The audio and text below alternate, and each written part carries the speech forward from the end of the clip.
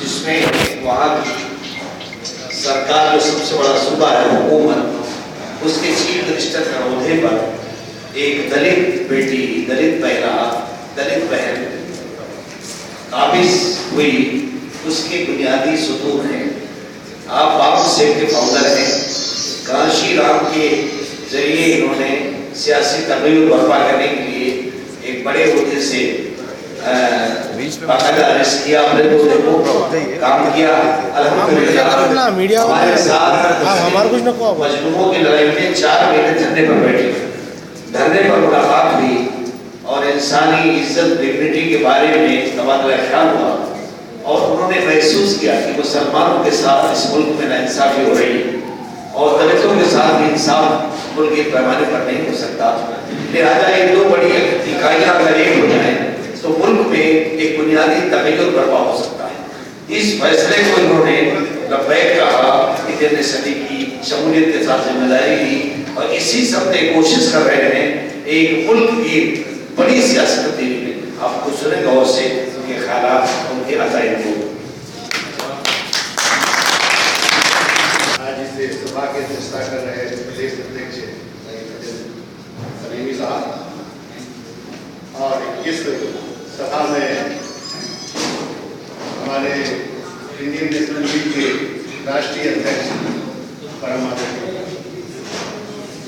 साहब और इस सभा में जो इंडियन नेशनल लीग के राष्ट्रीय सचिव हैं भाई सिद्दीकी जी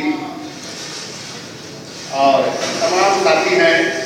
मैं सबके नाम जरा भूल रहा हूँ, लेकिन मैं साथी लोगों को समझ भी गया हूँ, जानता भी हूँ। और बहन हमारी जो बीच में आई है सुफिया जी, मैं सबका आदर करता हूँ, स्वागत करता हूँ और इस मौके पर मुझे यहाँ बुलाया है, जो मैं यहाँ आया हूँ उसके लिए मैं सबका से अपने नसीबी समझता हूँ। साथियों, यह देश हम सब का है, ऐसा हम सभी लोग महसूस करते हैं और इस देश में तमाम धर्मों, तमाम संप्रदाय के लोग रहते हैं। संविधान इस देश का ये कहता है कि इस देश में हर व्यक्ति का देश है, वो हिस्सेदार के रूप में। तो साथियों, लेकिन ये संविधान के अंदर है, लेकिन वो सही तरीके से आज तक लागू नहीं हो पाया है। उसकी किसकी कमी रही या कौन लोग इसके जिम्मेदार रहे हैं? तो मैं समझता हूं इसके जिम्मेदार दलित और मुस्लिम समुदाय के लोग हैं। मैं उनको जिम्मेदार मानता हूं, क्योंकि इनका हिस्सा है।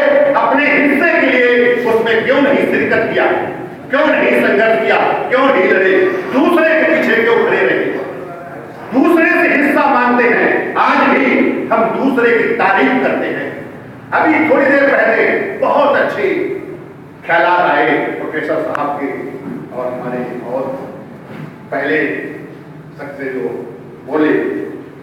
साथियों, उन ख्यालातों में हमें ये भी जोड़ना होगा कि इस देश में कितनों भी अच्छा दूसरा लोग हैं और जो इस देश में हिस्सेदारी मुझे नहीं देना चाहते हैं, वो कितना अच्छा काम करते हैं, लेकिन वो अच्छा काम नहीं। जैसे अभी केजरीवाल का नाम आया, केजरीवाल को मैं उस तरीके से समझता हूं कि जैसे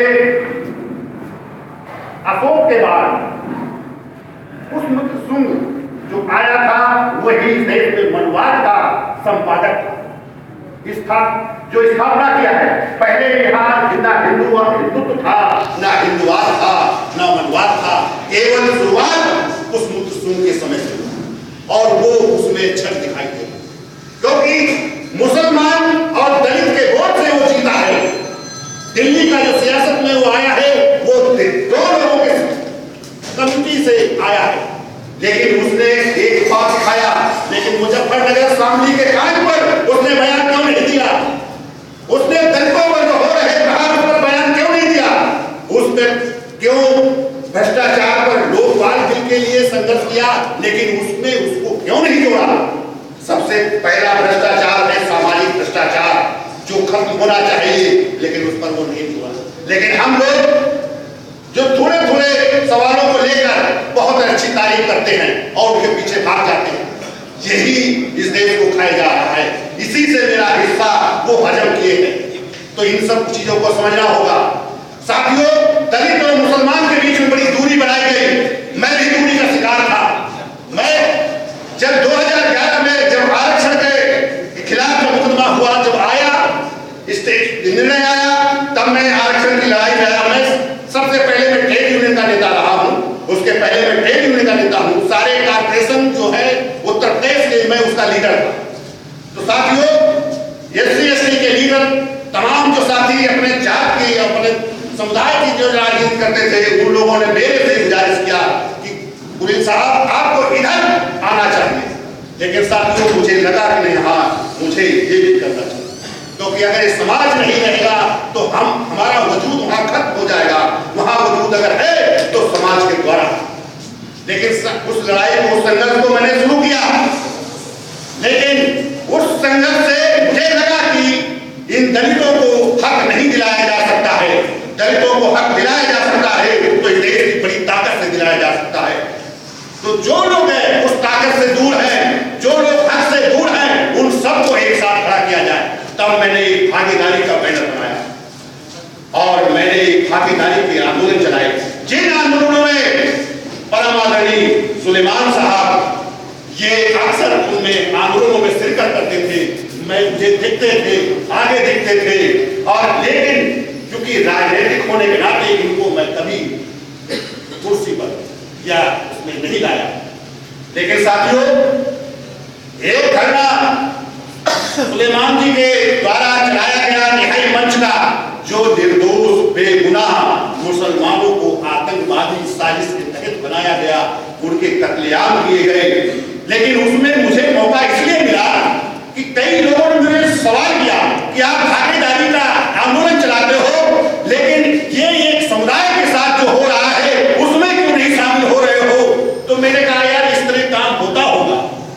तो उन्होंने रिपोर्टें मुझे दिखाई, मैंने उन रिपोर्टों को पढ़ा, उन जांचों को देखा, तो वास्तव में लगा कि नहीं, ये नाइंसाफी मुसलमान को टारगेट करके किया जा रहा है कि कहीं मुसलमान का जो इस्लाम धर्म मानवता का प्रतीक है, तो कहीं दलित के साथ न खड़ा हो जाए, जो इस देश की सियासत खत्म हो जाए और इस सियासत इनके हाथों में आ जाए। तो साथियों, मुझे लगा कि इसीलिए मुसलमान के साथ टारगेट करके ये आतंकवादी करार दिया जा रहा है। फिर मैंने मालेगांव का देखा, फिर मैंने बॉम्बे का जो होटल में जो कांड हुआ था उसको भी देखा। तो साथियों, इन सब में देखा कि तो बॉम्बे वाले, मालेगांव वाले में तो वो तो सामने है कि जांच वो करकरे ने जो चार्जशीट बनाई उसके तहत करकरे को मारने के लिए प्लान किया गया। तो होटल में ये खरीद के लाए गए पाकिस्तान से 4 लोग, उनके द्वारा ये गर्दी की गई। तो ये जो हालात है वो जांच नहीं कराई जा रही, वो जांच रुकी है। जांच कराई जाए तो सारे हालात सामने आएंगे। लेकिन मुसलमानों को बदनाम करने के लिए ये काम किया गया और दलित भी उस बात को सुनकर उनसे अलग दूरी बनाए गए कि नहीं मुसलमान आतंकवादी, जो कि मेरे भी जहन में था। लेकिन जब मैंने देखा, जब नजदीक गया, उस धरने में मैं शामिल हुआ। 4 महीने सुलेमान साहब के साथ उस धरने में रहा और उसमें कामयाबी मिली। वो पटल पर रिपोर्ट आई, आर्मी निवेश कमीशन की रिपोर्ट पटल पर है और उसकी कोर्ट से अभी फॉर्मेलिटीज पूरी नहीं हो पाई। लेकिन फॉर्मेलिटीज पूरी इसलिए नहीं हो रही है कि कोर्टों में मनवादी के लोग, विकृत मानसिकता के लोग बैठे हुए हैं, इसलिए वो फॉर्मेलिटीज नहीं पूरी हो रही है। अगर प्रदेश सरकार ने केंद्र सरकार से अनुमति नहीं ली थी तो ये कोर्ट के माध्यम से जाना चाहिए था, पूछना चाहिए था केंद्र से कि भाई आपका क्या जवाब है इसमें कि केंद्र के जो एजेंसी है उनके लोग फंस रहे हैं। तो ये पूछना चाहिए, कोर्ट की जिम्मेदारी थी। कोर्ट को तो उन हालातों को, उन पर लगाए गए चार्जों को देखकर उस पर निर्णय देना था, लेकिन उस पर निर्णय न देकर उसको खारिज कर दिया। ये हाई कोर्ट जो विकृत मानसिकता का खेल है, ये मनोवाद का खेल है, जो इस देश में मानवता नहीं चाहिए। तो साथियों, जब मैं इसमें ज्वाइन करने का समय आया माननीय सुलेमान साहब और हमारे एडवोकेट राम सिंह यादव, इन लोगों ने मुझे इस चीज को सामने अवगत कराया। मेरे घर रुके और सारी चीजों को जब सामने लाए तब मैंने किताबें देखना शुरू कि बाबा साहब का क्या रोल, क्या मुस्लिम समाज का उस समय रोल था। तो मैंने ये पाया कि जिस देश में हम रहते हैं वो देश हमारा है, उसमें लोग बाहर से आकर यहाँ बसे हैं, उन्होंने काबिज किया, हमें गुलाम बना दिया, हमें इंसानियत से अलग कर दिया। तो उस इंसानियत को पाने के लिए जिस समुदाय को हमसे अलग किया गया है उस समुदाय के नेता मोहम्मद जिन्ना, मुस्लिम लीग, जब ये बाबा साहब के लिए रोशनदान तक बंद कर दिए थे और हरवा दिया था चुनाव 46 का राष्ट्रीय असेंबली के लिए चुनाव हुआ था, तो जोगेंद्र मंडल को त्याग पर दिलवाकर मिस्टर जिन्ना बाबा साहब को टिकट देकर वहां से जितवा भेजा। तब मेरी आंखें खुली, तब मैंने देखा कि वास्तव में ये मुसलमान समुदाय है, जो इस्लाम है, ये मानवता का प्रतीक वास्तव में। इस बात को मैंने समझा और मैंने पार्टी चुन लिया और मैंने निर्णय लिया, संकल्प लिया कि इस देश में अगर आईएनएल की सरकार ही नहीं बननी है या देश इन जिनका था, जिन लोगों का था, उनके हवाले होना चाहिए। इस देश में सबका अगर देश माना गया है, स्वीकार किया गया है, तो यह देश सबका होना चाहिए।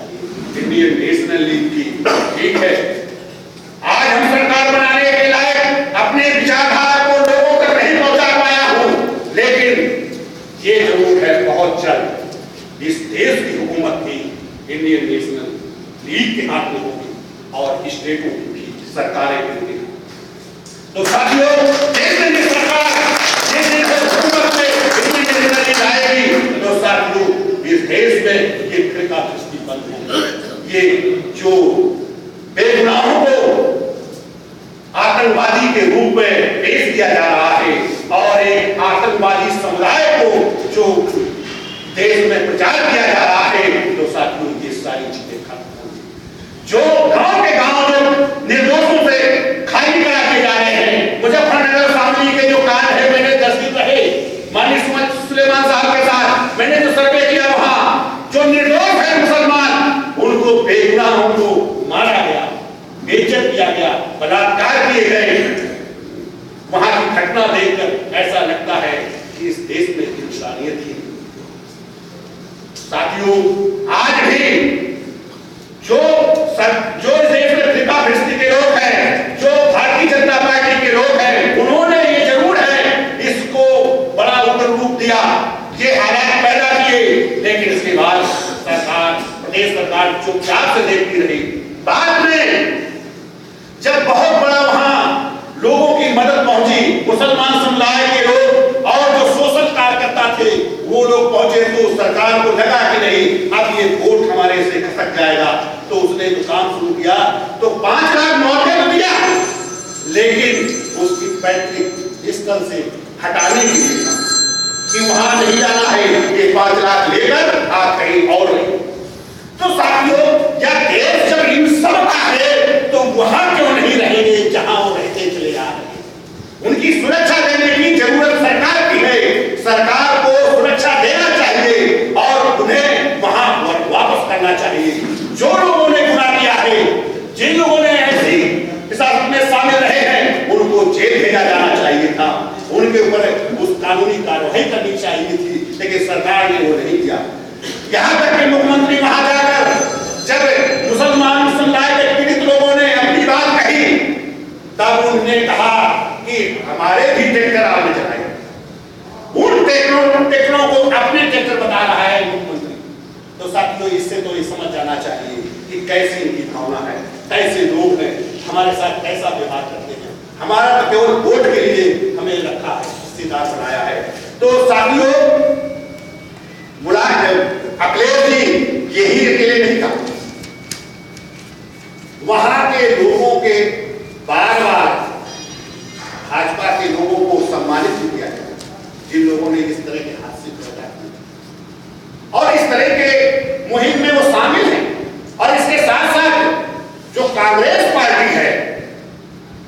जिसको हम इस देश की सेकुलर पार्टी कहते हैं, ये सेकुलर नहीं हो सकती, क्योंकि इसने कहा, राहुल गांधी ने कहा कि इनके IAS से संबंध लगते। तो साथियों, जिनके ऊपर इस तरह के हादसे किए जा रहे हैं, पीड़ा पहुंचाई जा रही है, उसको आप IAS से संबंध बता के पाकिस्तानी का दोस्त बना रहे और इसके बाद माफी मांग रहे हो वोट के लिए। तो हमें अपना रास्ता निकालना होगा और इस देश में कोई चीज अगर ली जाती है तो उसके लिए उसकी कीमत चुकानी है। मैं समझता हूं इस देश में इस्लाम या मुसलमान समुदाय के लोगों ने कीमत बहुत चुकाई। ये देश को आजाद कराने में इन कितनों ने बढ़ चढ़ की हिस्सेदारी की है।